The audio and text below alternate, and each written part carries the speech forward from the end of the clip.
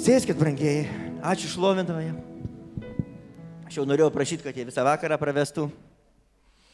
Tikrai gera šlovinti viešpatį.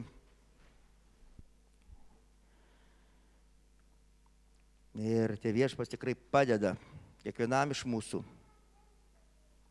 turėti tą atvirą širdį jam, jo žodžiui, jo dvasiai.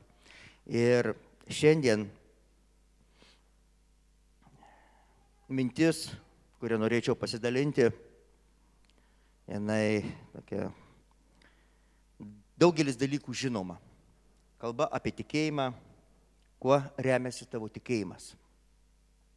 Ir tai yra klausimas kiekvienam iš mūsų, kurį, aš taip galvoju, karts nuo karto reiktų užduoti. Sau, galbūt artimui, kalbėti apie tai bažnyčioje ir pasitikrinti, kuo aš šiandien tikiu. Tavo tikėjimo pagrindas, kas tai yra.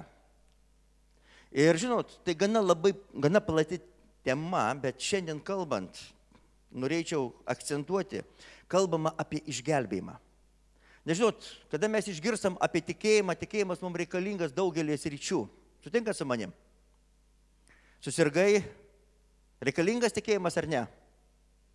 Reikalingas. Turi problemų su finansais, reikalingas tikėjimas. Problemų šeimoje, tarpusavio santykiuose. Ir žinot, visur reikalingas tikėjimas, nes tikėjimas nėra regėjimas, ne tai, ką mes matome, bet tai, ko mes patikim, ir tai ateina iš Dievo žodžio. Nes tikėjimas, jisai susietas su Dievo žodžiu, ateinančiu į mūsų gyvenimą. Ir kada tenka susidurti su žmonėmis, kurie tikrai turi didelius iššūkius, supranti, kad tiem žmonėm reikalingas tikėjimas. Ir kartais sunku ką ir pasakyti būna. Stovint šalia tam žmogui, bet supranti, kad viešpats Jėzus pajėgus kalbėti, paguosti, padrasinti, suteikti jėgų ir pervesti visose situacijose. Bet esminis momentas, kada kalbama šventam rašte daugelį vietų apie tikėjimą, kalbama apie Evangeliją. Tikėjimą Evangelija, gera žinia, žinia iš Dievo. Ir apaštalas Paulius 1 Korintiečiam laiške, 15 skyriui, jisai rašo tokią žinią, apaštalas Paulius dėsto bažnyčiai ir sako: broliai, aiškinu jums Evangeliją, kurią jums paskelbiau, kurią jūs ir priėmėte ir kurioje stovite. Ir Dievo žodyje apaštalas Paulius išdėsto tam tikrus momentus, sako, tai, kas buvo paskelbta, tai buvo kada? Vakar, taip, praeitis. Yra praeities dalykai mūsų gyvenime, kurie turi įtakos, taip kaip mes gyvename šiandien. Sako, kurią paskelbiau, kurią jūs priėmėte, tai yra momentas tada, kada tu sutinki Dievo žodį, kada tu išgirdai Evangeliją arba tu ją girdi šiandien ir tau ją reikia priimti, įsileisti į savo širdį, į savo gyvenimą. Ir toliau mes atrandame, sako, kurioje stovite. Ir praeina kažkiek laiko, Dievo žodis kalba apie tai. Pasitikrink, kaip stovi. Kaip stovite, kaip sėdite. Tikėjime, pasitikėjime, taip kaip priėmėte ir kaip šiandien, ant kiek tai gyva tavo gyvenime. Ir kada ta mintis, aš šiandien meldžiausi iš ryto ir tos mintys, kuriomis pasidalinsiu, galbūt ne viskas labai taip išsamiai bus, atleiskite, nes tai gimė ryte, maldoji man ir taip tavo tikėjimo pagrindas. Žinote, aš supratau, kad viešpats pirmiausia prabila į mano gyvenimą. Galbūt tai susijęta su tuo, kas vyksta šiandien daugelį bažnyčių tarnavimų, su kai kuriais tarnautojais, su tais žmonėmis, kuriuos pažinojau, kurių nepažinojau, kurie eina per įvairiopus dalykus, ypač kaip tie, kurie pastatyti atsakomybėse bažnyčiose. Ir žinot, likimai ir gyvenimai skirtingi. Kažkas visai neseniai išėjo pas viešpatį. Kažkas galbūt suklupo, kažkas pasirinko, kaip aš suprantu, kitą kelią. Po to aplink esantys žmonės daro tam tikras išvadas. Ir žinot, ateina momentas, kada užduodi savo klausimą. Viešpatie, o koks mano tikėjimo pagrindas? Kuo aš šiandien tikiu?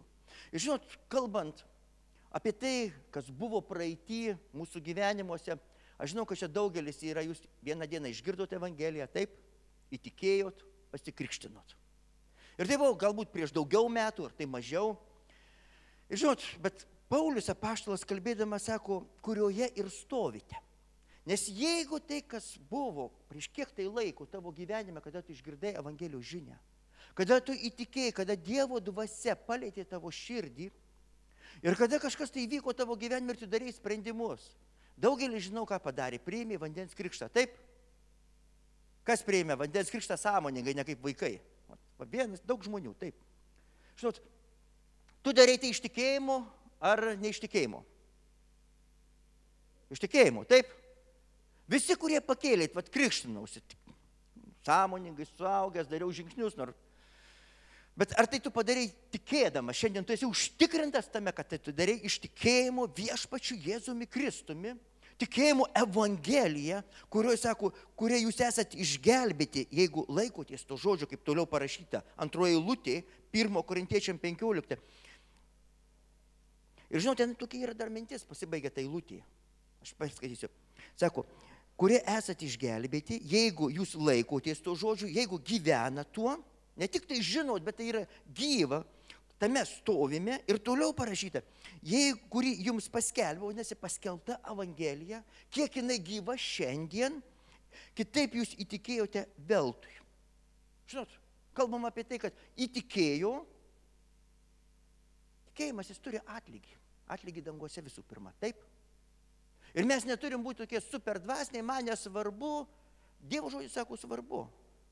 Gali, sako, tu turi pakovoti, turi pasistengti, turi išlaikyti tai, nes yra atlygis paruoštas amžinybė. Gyvenimas su Dievu arba gyvenimas be Dievo. Ir tai nėra taip paprasta.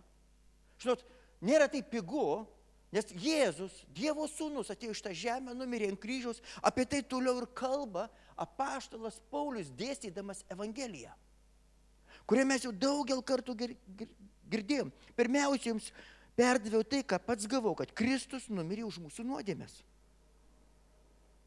pagal raštus ir kad jis buvo palaidotas ir kad prisikėlė 3 dieną pagal raštus. Ir po to paliudytas, prisikėlęs. Štai, mirė už mūsų nuodėmes. Ten atpirkimas. Ir tikėjimo centras Jėzus Kristus. Negali kažkas kitas užimti tos vietos. Ir jeigu Kristus patraukiamas į šalį, jeigu ateina kažkokia kita Evangelija, ir apaštalas Paulius išdėstydamas tą Evangeliją, jau 15 skyriui, 1 Korintiečiam, jisai taip sako, kitaip jūs įtikėjote veltui arba tuščiai. Žinot, kodėl aš paklausiau jūsų, kurie krikštinoties, kurie pasikrikštinę jau. Sąmoningai padarėt, praėjo kiek tai metų. Nes man teko sutikti žmonės, praeina kažkiek laiko ir ateina, sako, ar nebūtų galima antrą kartą priimti vandens krikštą. Bet sakau, tai kaip tu buvai tikėjęs? Buvau, sako, pasikrikšnau. Sakau, tai darei nuoširdžiai, sako, aš dabar jau nesu garantuotas tai, ką dariau tada. Kas atsitiko? Kažkas atėjo į gyvenimą. Visų pirma, nuodėmės. Jos vagia tikėjimą. Ateina abejonės, velnias atlieka savo darbą taip pat. Aš parodysiu keletą rašto vietų, mes pasižiūrėsime.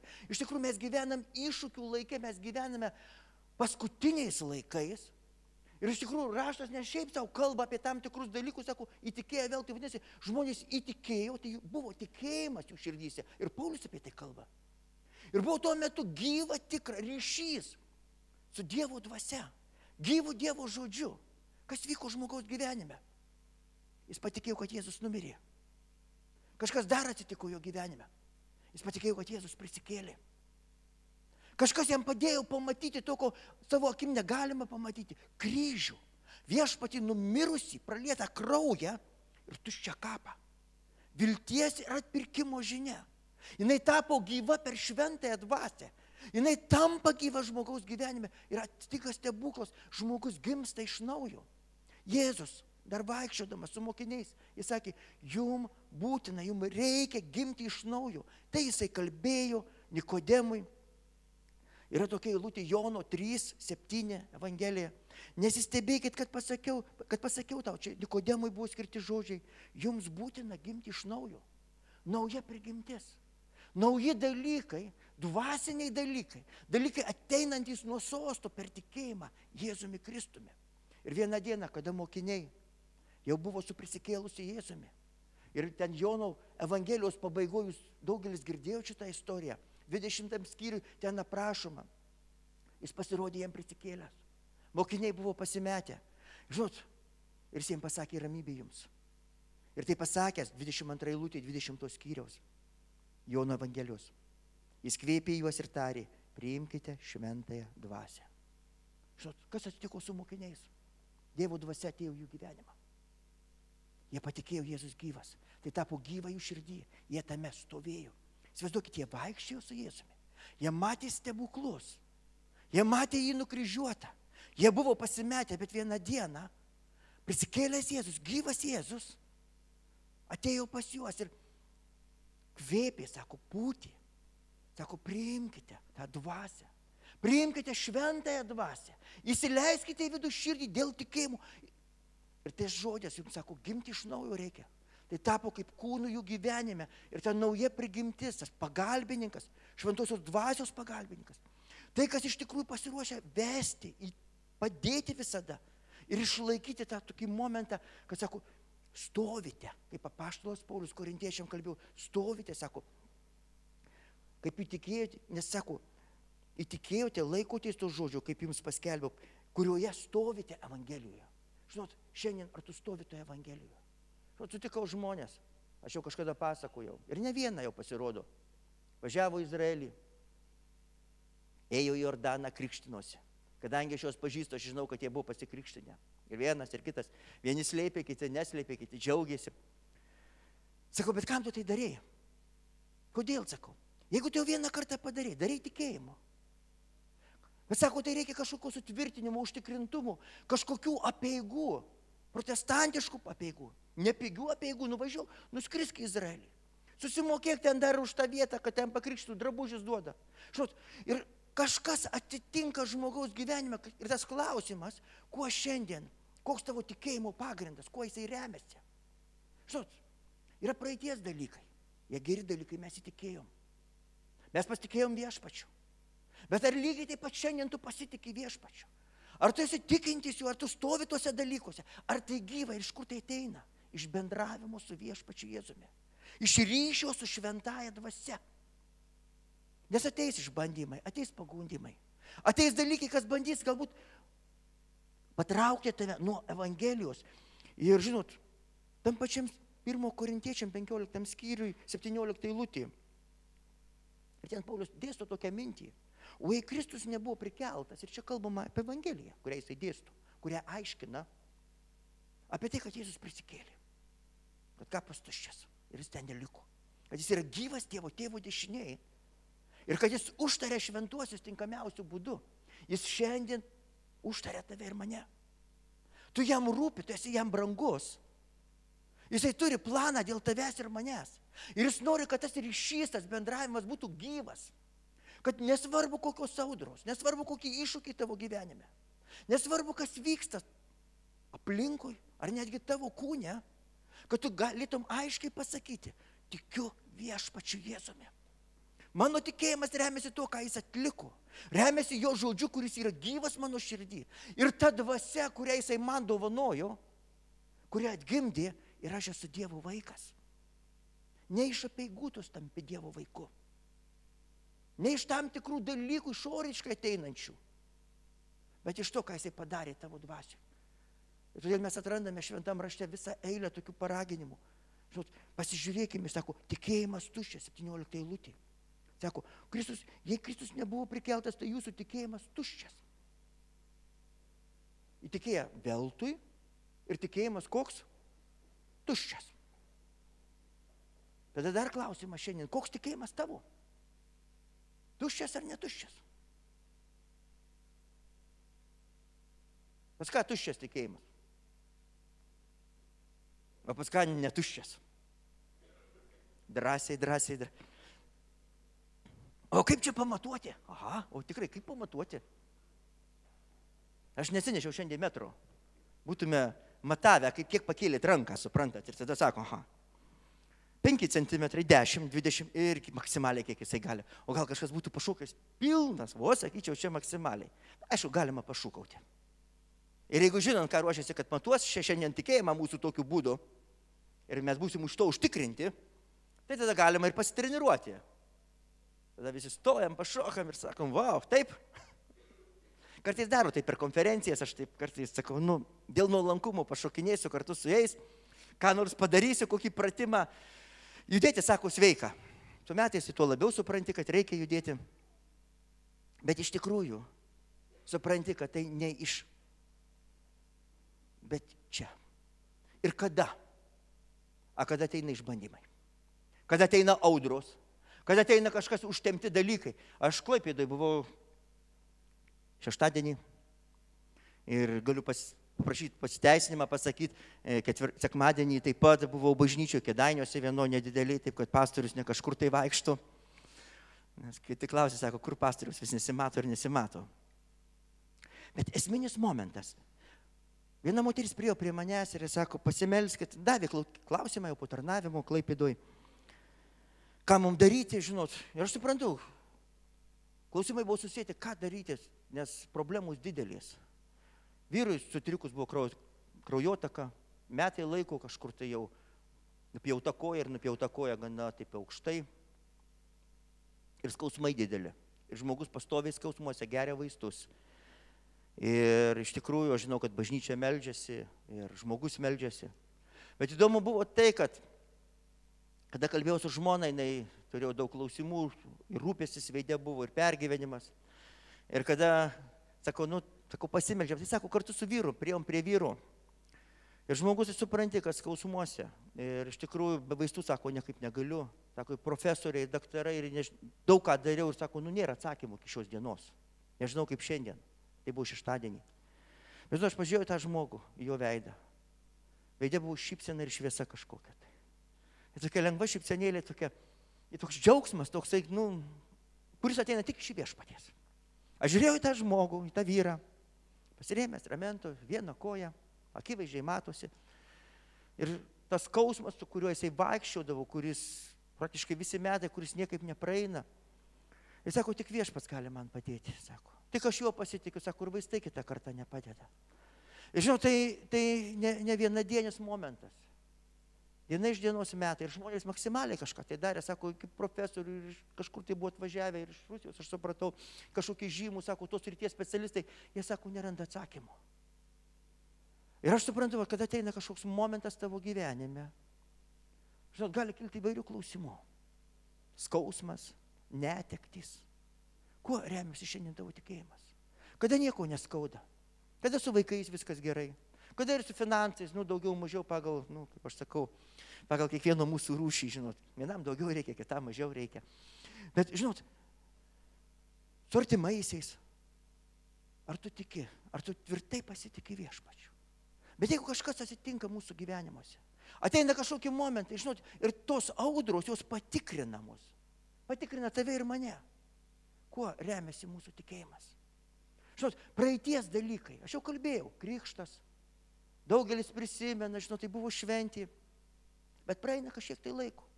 Ir žinot, užsidegusi širdis. Aš tikrai galiu pasakyti, teko aplankyti, Kėdainiuose buvau nedideliai bažnyčioj, Sekmininkiškoj. Ir žmonės liūdėjo pasako apie tuos žmonės, kurie atvažiuodavo pas mus prieš 20 beveik 5 metus. Rudenį būtų jau kažkur tie prasidėjo tas laikas toksai. 24 gal tiksliai būtų, kada jie atvažinėdavo pas mus. Ir, žinot, mes taip prisiminėm keletą istorijų ir aš paskui galvoju, tai ketvirtadieniais mes turėdavom susirinkimą. Sekmadieniais turėdavom, bet ir ketvirtadieniais, va kaip šiandien. Ir žmonės sėsdavo į automobilius ir važiuodavo sekmadieniais ir ketvirtadieniais į susirinkimą iš Kėdainių. Ir aš taip galvoju, viešpatie Dieve. Turėjau laiko, rasdavo finansų, užteko ugnies, nepleisti savųjų susirinkimų ir jie tada vis atvažiuodavo pastovi ir pradžiai su vienu automobiliu, po to su 2 automobiliais jau pradėjo atvažinėti. Ir kada jų pasidarė daug ir mūsų buvo nemažai, tada viešpats prabilo, sako, viešpats pradeda bažnyčią Kėdainiuose, daugiau čia nevažiuokit. Taip jie ir padarė. Ačiū Dievui, tada mes kažkaip nelaikėm visų prie savęs, kad visi čia tik tai turi būti. Bet ten, kur susirinkdavo 2-3, ir sakom, rinkitės, melskitės ir tai viešpats pakelia bažnyčią. Žinot, tai kas buvo anksčiau.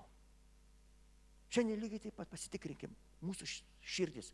Kaip šiandien mūsų širdys? Ar mes tikim taip, kaip įtikėjom? Taip, kaip priėmėm Evangeliją? Ar mes stovim taip apsisprendę iki galo, ištverti iki galo? Kad ir kas bebūtų mūsų gyvenimuose. Ar šiandien turi tą patį užsidegimą, ryžtą ir uolumą? Aš pirmiausia kreipiuosi į tuos, kurie jau įtikėjot. Jeigu tu šiandien esi, galbūt pirmą kartą, žinot, aš noriu, kad Evangelija būtų apšviesta, atidengta tavo gyvenime.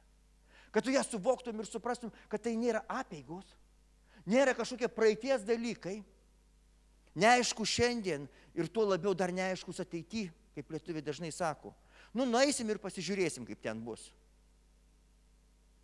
Sakau, šiandien yra diena, kuri mums Dievo duota. Ir Dievo žodis sako, jeigu išgirsite jo balsą, neužkietinkite savo širdžių. Ar minkštos mūsų širdys, ar atviros širdys? Ar šiandien mes tai, ką išgirdom, tai, ką priėmėm, ar mes tame stovime tvirtai?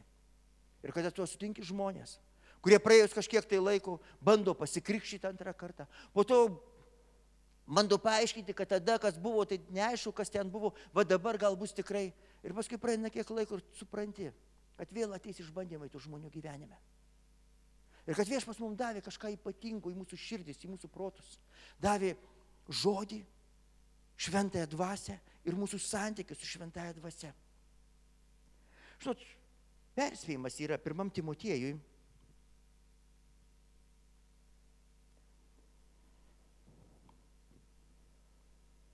Ketvirtam skyriui, 1 eilutė.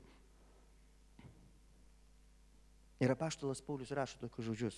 Dvasia aiškiai sako, kad paskutiniais laikais kai kurie atsitrauks nuo tikėjimo, pasidavę klaidinančiom dvasiom ir demonų mokymams, veidmaningiems melo skelbėjams, turintiems sudegintą sąžinę ir ten draudžiantis tam tikrus dalykus ir tai paskaitykit namuose šventą raštą. Bet tai eilutė, dvasia aiškiai sako, kad paskutiniais laikais kai kurie atsitrauks nuo tikėjimo. Vadinasi, kažkas tai vyksta žmonių gyvenime, kad jie yra atitraukiami, nukreipiami, kažkas nukreipia jų dėmesio, kažkokie tai dalykai, kad žmogus pasitrauktų nuo to, kas čia kalbama apie tikėjimą, viešpačiu Jėzumi Kristumi. Tikėjimą, to, kas atlikta ir tai, kas paliudyta dvasio ir širdį, Evangelija, kuri atidengiama šventąja dvasia, skelbiant tą žinią apie viešpatį Jėzų Kristų. Žinot, mūsų gyvenime būna įvairios audros ir įvairūs momentai, bet čia Paulius kalba, sako, dvasia aiškiai sako, įdomu tai, kad tas aiškiai žodis panaudotas vienintelį kartą Naujam testamente, originalo kalboj, ir daugiau to žodžio tokia forma niekur nėra.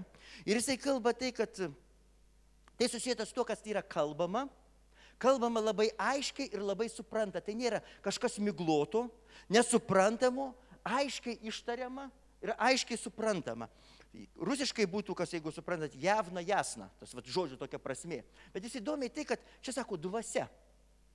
Paulius dvasios įkvėptas rašė šventą raštą, bet tas toksai terminas, sako, dvasia aiškiai sako, kad paskutiniais laikais. Ir klausimas, kokiais laikais mes gyvename? Paskutiniai ir nepaskutiniai. Kaip jums atrodo? Aš jums galiu pasakyti, tau jie paskutiniai. Būk tikras. Tie, kurie gyveno prieš 100 metų, jų laikai tada buvo paskutiniai ir jie jau čia nevaikšto. Vienas kitas 100-metis vaikšto. Nedaug. Bet tau šitie laikai paskutiniai. Mes galim labai gilintis, ar tikrai jau Jėzus ateina. Aš šiandien sakau, ateina. Sugrįžta.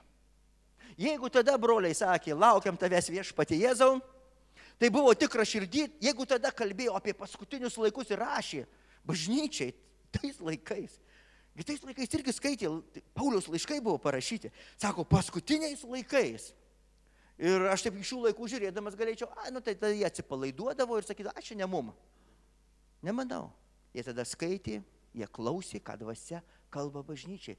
Ir kas tai vyksta, ir sako, labai aiškinai sako, labai suprantamai, tai nėra kažkas sudėtingo, nesuvokiamo, kad klaidinančios atsitrauks nuo tikėjimo, bus patraukti, nukreipti į šalį. Tas žodis kalba, kad sako, tai, kas nukreipia į šalį,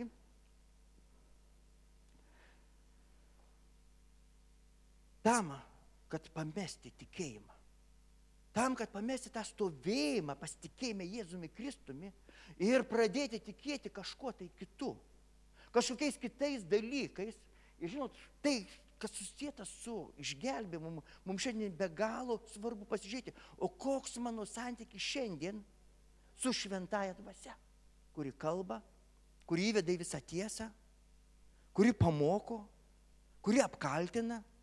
Kiek gyvas šiandien tavo ryšys su Jėzumi Kristumi. Ir va čia šitoj vietoj Paulius, jisai sako, kad atsitrauks arba nueis į šalį nuo tikėjimo ir sako, pasiduos kažkam. Tai ir už to stovi demoniškos jėgos, klaidinančios dvasios, demonų mokymas. Vadinasi, mes atrandame tai, kad yra Dievo planas, yra velnio planas. Ir kad velnias jisai atlieka savo darbą ir gerai atlieka. Ateina pagundimai. Ir kas mus nutraukia, kaip jau minėjau, nuo viešpaties, nuo to tvirto pasitikėjimo viešpačiu. Nuo tos ramybės, kurie ateina iš viešpaties. Nuo to tokio artimo ryšio su šventaja dvasia, su Jėzumi. Tai, kas mums iš tikrųjų liudija, kad mes esame Dievo vaikai. Žiūrėkit, Romiečiam 8:16. Čia tik tai, kai sako, daugelis žinot, bet dvasia liudija mūsų dvasiai, kad mes esame Dievo vaikai. Dievo dvasia liudija mūsų dvasiai. Žinot, nekalbama apie apeigas, nekalbama apie praeitį, bet kalbama apie šiandien ryšį mano su šventaja dvasia.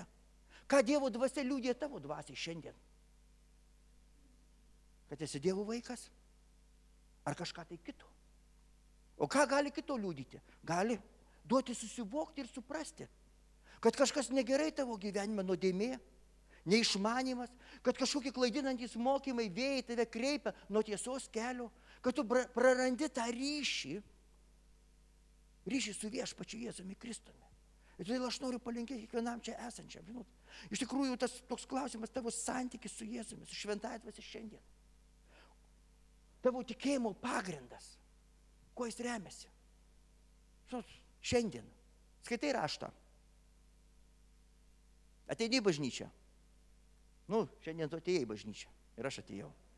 Taip, mes esam bažnyčių. Mes nekalbam apie tos, kurių nėra. Nes raštas sako, nepleiskite savų susirinkimų. Tai yra vieta, kur mes padrasinami, atgaivinami, kur turim bendravimą, esam mokomi ir kalbama apie tam tikrą, kai sako, savų susirinkimą, kur tu gali turėti irgi bendravimą vienas su kitu. Ir taip, mano bendravimas su viešpačiu, mano ryšys su šventaja dvasia, kuri mus atgimdė, sako, jums reikia gimti iš naujo. Mokiniam Jėzus sako, kvėpė, sako, priimkite šventąją dvasią. Tai ne tik žinios, ne tik tai žodis, bet gyvybė. Gyvas bendravimas, susilietimas su dievišku, dangišku asmeniu, su asmenybė, kuri myli ir kuri atliko viską dėl mūsų. Pats Dievas tai padarė. Ir čia mes atrandame tą tokį kaip ir momentą, kada mes esam kviečiami, žinot, pasižiūrėti, kas vyksta mūsų vidiniam dvasinėme žmoguje. Ar dvasia iš tikrųjų liudija, kad mes esam Dievo vaikai. Žiūrėkit, keletą rašto vietų. Romiečiam 8:14. Visi vedami Dievo dvasios yra Dievo vaikai. Kas veda tave šiandien? Kieno esi vedamas? Akių pageidimas, gyvenimo tuštybė ar šventoji dvasia? Taip, mes skaitom žodį, bet jeigu žodis nebus gyvas, tai gali tapti rutina, apeiga, suprantat? Tuščiai kaip skamba simbolai. Taip raštas kalba. Netgi atėjimas į bažnyčią, jeigu tu pasiremsi į tai, kad aš skaitau raštą, mes jau pirmi sakėm, skaitom raštą, taip, klausom šiandien pamokslų, esam bažnyčioj. Ir jeigu kažkas netaip širdį, jeigu ryšys su šventąja dvasia prarastas, jeigu tu neturi paliudymų, kad esi Dievo vaikas, kuris ateina tik iš Dievo dvasios, ateina su ramybė, ateina kada iššūkiai, kada sunkumai, kada reikia ištverti, kažkas ateina ir sako, pasitikėk. Kažkas nuramina tavo širdį, tu turi troškimą. Pasitikėsi viešpačiu ir lauksi jo sugrįžtant. Kada tu gyveni audrose, arba kažkas netgi ne taip tavo gyvenime kaip nuodėmė. Žiūrėkit, kažkas gyvena širdį troškimas viešpatie, padėk išeiti iš nuodėmės, išeiti iš tamsos. Troškimas gyventi šventą gyvenimą, troškimas verštis link viešpaties. Gal nesitobulas kažkokiu momentu, Bet kryptis link Viešpaties Jėzaus Kristaus. Ir tu atrandi, kad Dievo dvasia judina tavo dvasią, veda tave. Ir tai liūdė, kad tu esi Dievo vaikas. Ir matai, vaisius Galatam yra 5:22, bet dvasios vaisius yra meilė, džiaugsmas, ramybė, kantrybė, malonumas, gerumas, ištikimybė, romumas, susivaldymas. Sako, tokiem dalykam nėra įstatymo. Ir tu vieną dieną atrandi, kad reiktų pašūkauti, o tu kažkaip ramiai viską žiūri, nešūkausiu. Kad tu sugebi susivaldyti kažkokiu momentu, kur anksčiau nesusivaldyti. Matai, kad Dievo dvasia tavo gyvenime daro tam tikrus dalykus. Tu esi Dievo vaikas, yra santykis. Šiandien, kame mes šiandien stovim? Ką liūdė Dievo dvasia? Kas veda tave šiandien? Tie dalykai parodo tą tikėjimo, kuo tu pasitikė šiandien. Ar tuo, kas vyksta dvasinėme žmoguje, ar išoriniais dalykais. Dar kartą pakartosiu. Kažkas ne taip gyvenime, žmogus sako, bet aš einu į bažnyčią. Skaitau šventą raštą. Gėdu, pavyzdžiui, šlovinime. Viskas tvarkoja. Bet jeigu tai yra, kad į tai remiasi tavo tikėjimas ir išgelbėjimas, tu jau esi problemuose. Nes tu tai darai. Kai kas gali pasakyti, ką nieko nedaryti, ar reikia daryti? Motyvai, kodėl tu tai darai, kodėl tu ateini į bažnyčią. Jeigu tu atrandi širdį poreikį, girdėti Dievo žodį, turėti bendravimą. Leis, kad Viešpats kalbėtų ir broliai kalbėtų į tavo gyvenimą. Kad tikėjimas būtų sutvirtintas tavyje. Kad tu mokytums atpažinti šventosios dvasios vedimą. Galbūt pamatytum kažkame dvasios vaisius ir vieną dieną užsidegtum, sakytum, ir man reikalingi vaisiai. Žinot, kartais žmonės jie netvarko savo charakterio. Gyvena visiškam nesusivaldyme, visiškas chaosas jų gyvenime. Jie visiškai savanaudiški. Viskas tik apie juos sukasi. Ir jeigu jis gyventų toks vienas, jis niekada nepamatytų, nesuprastų, kad galima kitaip gyventi. Gali būti ar panašių žmonių, bet kada tu atsiduri bažnyčioje, gyvo Dievo bažnyčioje, ten, kur veikia šventoji dvasia, kur ta gyvybė juda, ir jeigu tu turi draugystę, bendravimą, ne tik pamokymai, ne tik kažkokie liudijimai apie stebuklus, bet gyvenimas ir tam tikri dalykai, kurie aiškiai pradeda rodyti ir kalbėti. Žinau, aš priėjau prie to žmogaus Klaipėdoje. Aš žiūrėjau į jį, žvelgiau į jų veidą, klausiau žodžius, kuriuos jis kalba. Suvokdamas tą situaciją, kurią turiu, sakiau, Viešpatie Dieve. Ir aš noriu, kad mano tikėjimas ir pasitikėjimas tavimi išgelbimo ir kad viskas tai tavo rankose būtų kaip aš šitą brolį. Nes net tai nepriklausė nuo to, ar jisai šiandien tvirtai stovi, ar skausmas yra, ar nėra to skausmo. Žinot, aš karts nuo karto užduodu savo klausimą. Šiandien gerai viskas pas mane. Su sveikata pakankamai neblogai. Kojos dar neša, pavaikščiot galim su žmona. Žinot, tarpusavio santykiai, namuose nešalta, pavalgę. Skolų jokių neturim, nei bendruomenėje, nei namuose. Žinot, tikrai yra už ką padėkoti Dievui. Aplinkui daug nuostabių, malonių žmonių. Aišku, ir kitokių netrūksta. Bet kartais Viešpats padeda praeiti tam tikras situacijas ir tu dėkoji, tu gyveni tokį gyvenimą. Bet kartais užduoti klausimą, jeigu kažkas kaip audra įsiverštų į tavo gyvenimą. Kažkas išvestų tave, ištrauktų iš to, prie ko tu šiandien pripratęs, kame esi. Ir tada klausimas, kuo remiasi tavo tikėjimas? Kuo tu tiki šiandien? Ar Viešpačiu Jėzumi Kristumi? Ar Dievo dvasia iš tikrųjų gyvai šiandien kalba į tavo širdį? Aš nekalbu apie pareiškimus, pranašystės, dovanas. Aš kalbu apie tą vedimą šventosios dvasios, kuri yra kiekvienam žmogui, kaip sako, be galo asmeniška. Žinot, kiekvienas turim tą tokį vedimą, kuris ateina iš Dievo, žinot, jis ateina, kaip tu esi unikalus. Taip ir vedimas Dievo tau yra unikalus. Jis dažnai nebūna kaip kito žmogaus. Vienas vienaip nuvokia, kitas kitaip nuvokia. Dievo žodis tas pats ir Dievo dvasia tas pats. Bet mes esam skirtingi ir jo priėjimas prie kiekvieno iš mūsų koks? Skirtingas. Ir tu girdi liūdėjimą, galbūt sako, va taip va man, ir tu gali pasakyti, o man tai nėra taip, aš va taip nesuprantu. Bet tu supranti kitaip. Nes jis yra Dievas, kuris pajėgus tau išaiškinti, ko jis nori. Bet ateina momentai ir tavo audros yra tavo audros. Tavo iššūkiai yra tavo iššūkiai. Kuo remiasi tavo tikėjimas šiandien? Tuo, ko tu įtikėjai, ar stovi tame šiandien, kaip apaštalas Paulius rašo. Ar jau kažkas kitas atėjo ir tu pradedi ieškoti, reikia paveikslų, reikia žvakės, reikia kažkokių atributų, kad tai padėtų man tikėti. Reikia kažkokių tai apeigų daugiau ir kiekvieną dieną, kuriuose aš galėsiu rasti gyvybę. Ir žmogus sako, va tenai, sako, aš tuo tikiu.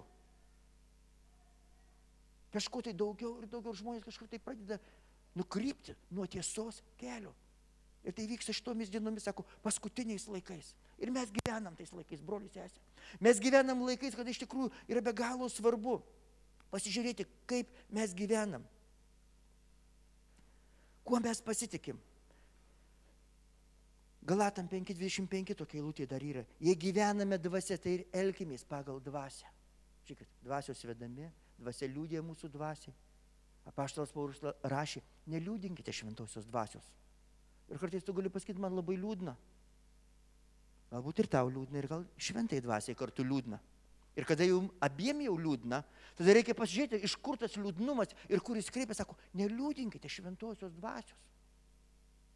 Ko šventoji dvasia nori, kad jūs džiaugtutės, kad jūs pradžiugtut, kad jūs prasiverštut, kad patepimas ateitų ant jūs ir kažkas būtų padrasintas aplinkui, įgautų drąsos, pasitikėti viešpačiu ir stovėti iki galo, pasitikint juo, kuris myli, kuris davė savo dvasią. Todėl klausimai, kieno esi vedamas šiandien? Ar veda šventoji dvasia? Ar neliūdini jos? Ar elgiesi pagal dvasią? Ar gyveni dvasia, ar gyveni kūnu? Taip, mes visi gyvenam kūne. Bet jeigu tik tai gyvensim pagal kūną, tada valgysim, miegosim ir būsim centre viso gyvenimo ir visi turės šokinėti apie mus. Ir mes būsim labai nuliūdę, pikti, nepatenkinti, jeigu ne pagal mane. Bet jeigu tu gyvensi pagal Dievo dvasią, jisai kažką paliko kaip pavyzdį. Jis numirė ant kryžiaus, pasiaukojo. Iš tavęs pradės tekėti pasiaukojimas, pasišventimas, nusižeminimas, atsiprašymas, ieškojimas susitaikyti. Kada paskutinį sykį prašai ko nors, kad atleistų tau? Jeigu tai buvo labai labai seniai, vadinasi, tu esi labai labai teisus. Teisumo bokštas, paskutinė instancija, ko gero jau. Ir tada reikia jau pagalvoti iš tikrųjų, kas vyksta mano gyvenime. O gal tu jau tobulas? Tada mes įvesim naują tokią kategoriją tobulų šventųjų, kuriem nereikia atsiprašyti, kuriem nereikia galauti, kuriem nereikia prieiti prie brolių ir sesės pasakyti, pasimelsk už mane, man šiandien sunku, aš kažką ne taip padariau. Šiandien aš tau užduodu klausimą. Kada paskutinį sykį aš prašiau, kad už mane kažkas pasimelstų? Aš dažnai užduodu šitą klausimą. Ir jeigu tu jau seniai neprašai, kad už tave pasimelstų, už tavo šeimą, galbūt už tavo problemą tam tikrą, nes tu pats vienas, viskas tvarkoji. Bet patikrim, kaip ten tie santykiai toje dvasinėje šeimos su viešpačiu ir su broliais sesėmis. Sako, nepleiskite savo susirinkimų, kaip kurie yra įpratę. Laiškas Žydam kalba apie tai. Tai yra vieta, kur mes pasitikrinam, vieta, kur pamatom, kur juda šventoji dvasia, kur mes galim iš tikrųjų išsikalbėti ir ateiti tokie, kokie esam. Dievui nereikalinga jokia religija. Nereikalingi jokie praeities dalykai. Netgi visi šitie protestantiškų bažnyčių atributai, Dievo žodis, malda, giesmė, bažnyčios lankymas, aukojimas, dar daug aukojimas, kaip pastorius pridėsiu. Dešimtinės visos iki sukrapom ir mėtom. Aš vieną klausiau Bauskį, atsimenu, aš ten dažnai važiuodavau ir buvo vienas seminaras apie finansus, amerikiečiam dėstė. Ir ten tokius klausimus jau sprendė, sako, ar prieš mokesčius, ar po mokesčių reikia atiduoti, aukoti dešimtinę. Galvoju, pas mus iš vis aplamai klausimas, ar aukoti ar neaukoti, o čia jau jie sprendžia, kada ją atiduoti. Ir žinot, tada aš klausiau kažkaip, viešpatie Dieve, žinot, daug dalykų yra, bet mes nenusipirksim jais. Tai negali atsiremti mano tikėjimas į tuos dalykus. Ir iš ten ateina išgelbėjimas. Ir galbūt kai kas prieštarautų, tai ką man šventų rašto neskaityti? Skaityk. Bet skaityk atvirą širdimi, bendraudamas su Dievu, klausydamas, ką jisai kalba, o neatlikdamas kažkokį skaitymo ritualą. Žinot, perskaitysim per metus Bibliją. Tai yra labai gerai, žinokit. Aš pabandžiau 1,5 karto perskaityti, neįvykdžiau to plano. Dieve atleisk, buvau pasižadėjęs, perskaitysiu. Turėjau kompiuterinę programą, galvoju, ką čia jau praeiti metai buvo, ką čia per metus Bibliją vieną kartą, čia reikia pusantro karto perskaityti. Ir žinot, perskaitai skyrių, varniukė užsideda ten pas mane, viskas tvarkingai. Neperskaičiau. Bet vienu metu aš jau pagalvojau, kad tai buvo skaitymų ritualas. Aš su programa skaitymų su vieno profesoriaus lenkčių. Vienam pasakiau broliui, pasirodo, ne vienas aš toks buvo. Irgi kai kurie pastarai sako, irgi griebėsi, maksimaliai. Šiais metais sakiau, Viešpatie Dieve, padėk man vieną kartą normaliai perskaityti, bet aš dar praeitas iki dabaiginėjų dar. Pusantro kartų. Žinot, jau kokį 5-6 kartą skaitai tos pačius dalykus. Jau atrodo mintinai, žinai. Bet kada tai tampa skaitymų ritualo, kai aš pavadinu, žinot, tai negelbsti. Tai neatneša tikėjimo. Viešpats nori bendravimo. Reikia skaityti. Reikia nepleisti laiko maldoje, bet malda neturi tapti kažkokie tai, atkalbėti poteriai. Aš kartais poteriauju, žinokit. Už vaikus, už žmoną, už savo sveikatą, už bažnyčią, už santykius, už evangelizaciją, kuri laukia, už namus, kur gyvenam, už vyresnius žmonės, už tą vardais, visą. Bet žinot, kartais tai būna taip tik. Ir va čia, kurią tai dieną aš niekam dar ir nepasakau, dabar va čia kažkaip tai nežinau, kas atsitiko, kaip ir išpažinti. Ir jau jaučiu, kad aš, tvarkingai poteriauju. Bet sako, daug paigateisių malda, kada išsiveikia. Ir kas čia vyksta? Teisumas. Jis ateina iš ten, iš santykių su juo.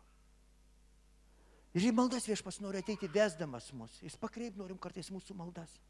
Gerai turėti sąrašą. Aš jau taip jau beveik ir mintinai pramokęs kai kurios dalykus. Ir vieną dieną aš taip pagalvojau, mes su žmona gyvenam kaip, tokie, nežinau, kaip musulmonai dar mums tai trūksta, žinau, iki to, kad ten kiek laikų ir kur atsisukus melsis. Bet mes virtuviai turim kilimuką, dažnai ten suklaupiam. Ir mes kokius 3 kartus per dieną taip, pasimeldžiam, žinai. Dar paskui ir kitur pasimeldžiam, dar aš vienas pasimeldžiu. Dar naktį meldžiuosi, žinot. Bet kartais savo gyvenime aš jau pradėjau, žiūriu, Viešpatie Dieve, daug prasiveržti. Į gyvybę tą, į didesnę gyvybę, į didesnį artumą. Lygiai taip pat žodis, lygiai taip pat malda. Ir lygiai taip pat šita bažnyčia, šitas susirinkimas ir šitas vakaras.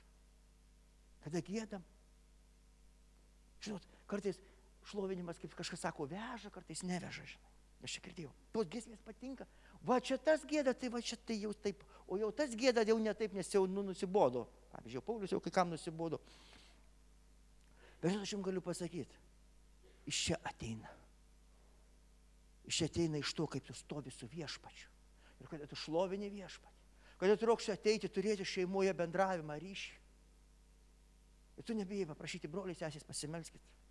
Ir būti kažkiek atviras vienas su kitumi. Todėl Viešpats te palaimina jūs. Ir tai išveda iš visokios religijos. Ir tvirtai atsistokite. Tvirtai stovėkite. Turėkite tvirtą gyvą ryšį. Ir leiskite tą upę, tą srovę tekėtų. Ir tada jūs pamatysite, kad kažkas vyksta žymiai daugiau. Nesulauksit sekmadienio. Nesvarbu, kas pamokslaus. Nesvarbu, kas šlovinimą ves.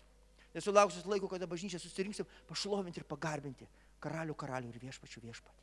Todėl stokime kartu ir paprašykim. Tai Viešpats ateina šitą vakarą su pasiliekančiais dalykais. Tai ateina šventosios dvasios tvirtumai į tavo gyvenimą. Kad tu tvirtai ir šiandien stovėtum, broli ir sesė.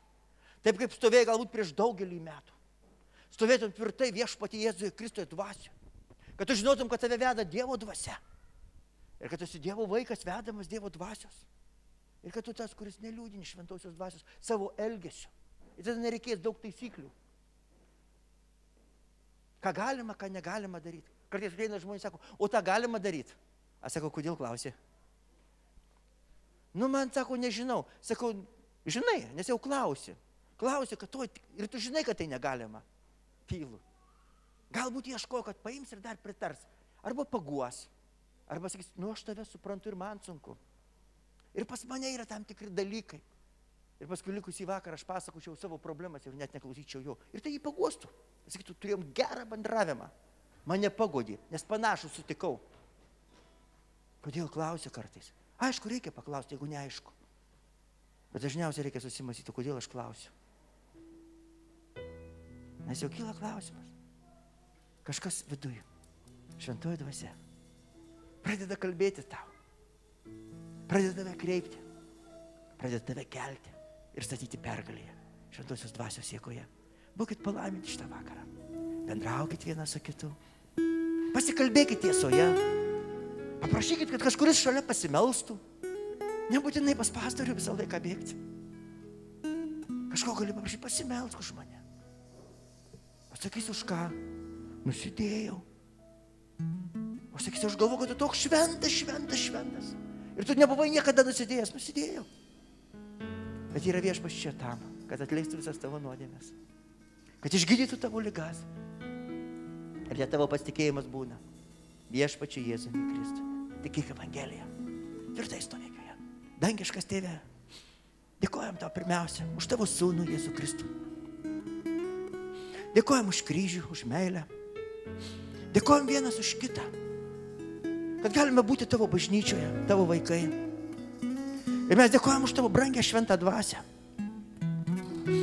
Mes dėkojam viešpatie už tai, kad tu atsiunti, įkvėpė į mūsų gyvenimus. Už tą naują gyvenimą, už tą naują viltį, Dieve. Kad galim turėti drąsų pasitikėjimą ateitimi. Ir šiandien viešpatie Jėzau, dėkodami už viską. Atiduodam visą gyrių, pagarbą ir šlovę. Tau kaip Dievui Tėvui, Sūnui ir šventai dvasiai. Būk pašlovintas viešpatie. Jėzaus vardu. Ir tai viešpas laimina tave.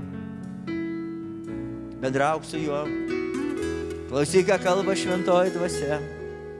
Ir aš tau pažadu, pralinksminti, pradžiugins tave. Kada jinai džiaugsis šventoji dvasia. Ir tu džiaugsiesi. Ir visi matys, kad šis žmogus džiaugiasi. Ir tas džiaugsmas bus kitoks, negu tai, kas ateina iš pasaulio. Bet tai ateina iš šventosios dvasios. O jeigu šiandien esi suklupęs ir tu supranti savo nuodėmes, patikėk manimi, viešpats yra čia dėl tavęs, kad atleistų tavo kaltes, uždegtų naują širdį ir padėtų pakilti iš visokios tamsos, kad būtum pergalėje Jėzaus Kristaus vardu.